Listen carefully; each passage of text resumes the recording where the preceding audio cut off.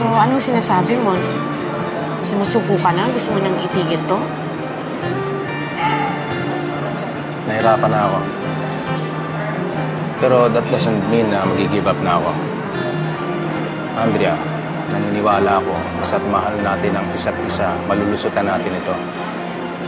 Pagdating ng araw, maintindihan ng mga bata to at tatanggapin na tayong dalawa. At tanggapin ka sa pamilya namin. Andrea.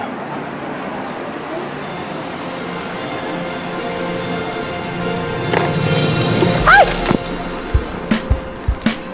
I'm sorry. Tinabi ko na nga yung baso, tinamaan ko pa. Inis naman, oh. I'm sorry. Lapit na eh. Lord, naunsyamin na naman, Waiter, Lord. basahan, tuwalya. Pupunta lang ako ng washroom. Magpapatuyo lang ako, ha? Saglit lang. Okay. Pero babalikan ko yung yummy lips mo. Saglit Sorry, lang. ha?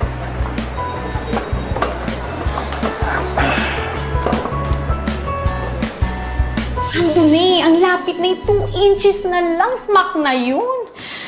Lord, bakit naudlot na naman? Kailan ba talaga ang tamang panahon? Sa Barangay San Isidro, hindi natuloy. Sa team building, naunsyam eh kasi na-injure si Hami. Pues ngayon, hindi ako papayag na ma-zero ako. This is it, ladies and gentlemen. Due to my insistent public demand, matutuloy na ang kiss.